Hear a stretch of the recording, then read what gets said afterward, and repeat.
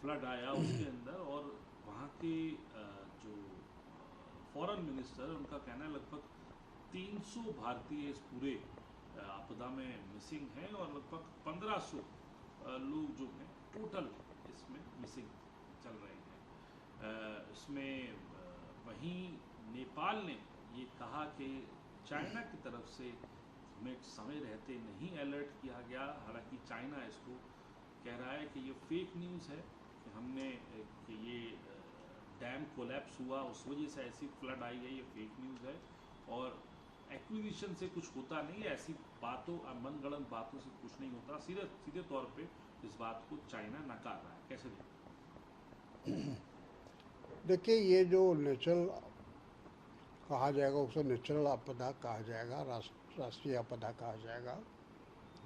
क्योंकि जब जो संख्या बताई जा रही है कि 1500 से ज़्यादा लोग लापता हैं, और ख़ास तौर पर जो भारतीयों की संख्या उसमें बहुत ज़्यादा है, तो ये हम सबके लिए, पूरे भारतवासियों के लिए और पूरी दुनिया के लिए ये बहुत बड़ी एक आपदा है।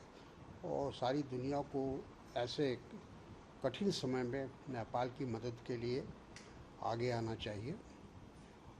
और जहाँ तक नेपाल का जो ये कहना है कि चीन ने उनको पहले अलर्ट नहीं किया, अगर वो पहले अलर्ट कर दिए होते तो शायद कुछ लोगों की जानें बच सकती थी। तो ये तो नेपाल और चीन के बीच का मामला है।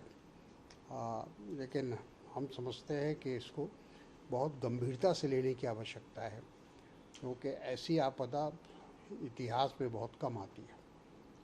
सर, एक संस्था जिसका नाम अहेड है, American Hindus for engagement and dialogue, जिसने आरएसएस के प्रमुख का कार्यक्रम भी रखा, ऑर्गेनाइज किया है, जो है उनका अकाउंट सस्पेंड कर दिया है एक्स ने। अब जो ये संस्था है ये सीधे तौर पे जो है एक्स से अब गुहार इस बात की कर रही है तो उसके अकाउंट को विथहेल्ड किया जाए। ये एक नॉन प्रॉफिट ऑर्गेनाइजेशन है जो मल्टी कल्चरल और इंटरफेस सेलिब्रेशंस जो है न्यूयॉर्क के अंदर करती है। देखिए, वो आरएसएस का एक शाखा है, और आरएसएस खुद बहुत ही यूँ कहा जाए कि विवादास्पद संगठन है। विवादास्पद का मतलब ये है कि ये एक ऐसा संगठन है जिसका रजिस्ट्रेशन नहीं है। दुनिया में जितने भी एनजीओ चलते हैं उसका एक रजिस्ट्रेशन होता है, साल में उसका लेखा जोखा होता है। लेकिन आरएसएस हिंदुस्तान में, भारत में 100 साल पूरे करने जा रहे हैं, और इस 100 साल के अंदर कहाँ से उनको रिसोर्सेज मिलते हैं, कहाँ से उनको मदद मिलती है, कैसे वो खर्च करते हैं, ये तमाम चीज़ों की जानकारी भारतीयों को नहीं है, देशवासियों को नहीं है। तो उसी तरह से वहाँ अमेरिका के अंदर भी वो संगठन, जो कि वो एक अंतर्राष्ट्रीय संगठन के रूप में काम कर रहा है, लेकिन वो शाखा है आरएसएस का।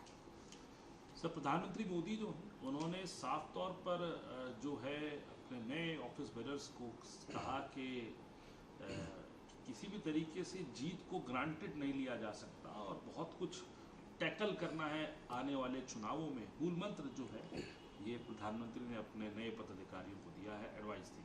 चलिए, अच्छा है, कम से कम प्रधानमंत्री को इस बात का एहसास हो गया।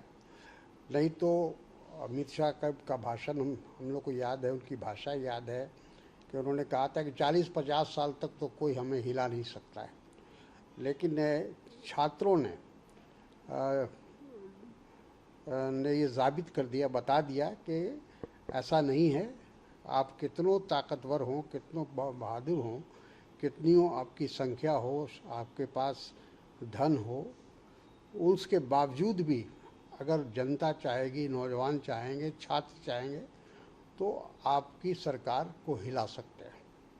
सर, इसके अलावा जो ड्रग इंस्पेक्टर एग्ज़ाम है महाराष्ट्र में, अब एनसीपी शिवसेना की तरफ से बाकायदा संगीन आरोप इस बात के लगाए जा रहे हैं कि 40 लाख रुपए में एक पेपर जो है वो बेचा गया, और अभी कल ही उस परीक्षा को रद्द किया गया था। और आज एनसीपी शरद पवार की तरफ से साफ तौर पे कहा जा रहा है, रोहित पवार सामने आया, उन्होंने कहा कि 40 लाख रुपए में एक जो है पेपर भेजा गया। देखिए, ये आरोप गंभीर है और अब ये बात तो साबित हो गई है कि क्वेश्चंस का लीक हुआ था।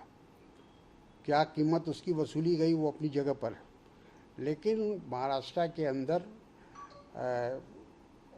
इस विषय पर काफ़ी लोग आंदोलित हैं और लोगों की मांग है कि इस पूरे मामले की छानबीन और जो लोग पकड़े गए हैं या जो लोग शक के दायरे में हैं उनके खिलाफ पूरी कड़ी से कड़ी कार्रवाई हो। सर, आखिरी सवाल पूछूंगा। पश्चिम बंगाल के मालदा के अंदर जो है 3 हफ्तों के अंदर ही सरकारी अस्पताल में 60 नवजात बच्चों की मौत हो चुकी है। एक ही दिन में 10 नवजात बच्चों की मौत हुई है, जिसके बाद पूरे बंगाल में एक तरीके से हड़कंप मचा हुआ है। सरकार इसकी जांच करने में जुटी हुई है, लेकिन एक बड़ा ही चौंकाने वाला ये मामला है जिसने जो है लोगों को परेशान कर दिया। देखिए, वहाँ की जो भारतीय जनता पार्टी की नई सरकार है, नए मुख्यमंत्री हैं, नया मंत्रिमंडल है और अभी तक वो उत्साह मनाने में लगे हुए हैं। उनके पास अभी तक इस बात के लिए समय नहीं है कि अस्पताल को देखा जाए, यूनिवर्सिटी को देखा जाए, स्कूल को देखा जाए। उनके पास समय नहीं है और अभी भी वो एक तरह से जश्न मना रहे हैं वहाँ पश्चिम बंगाल की जीत का। वही एक कारण हो सकता है कि जब जो शासक है वो अगर अपनी जिम्मेदारी से सही ढंग से उसका निर्वाह नहीं करते हैं तो इस तरह की घटना होती है। बहुत दुखद है, बहुत अफसोसनाक है। जिनके बच्चे गए की मौत हुई है उस परिवार के से पूरी सहानुभूति हम लोगों को है।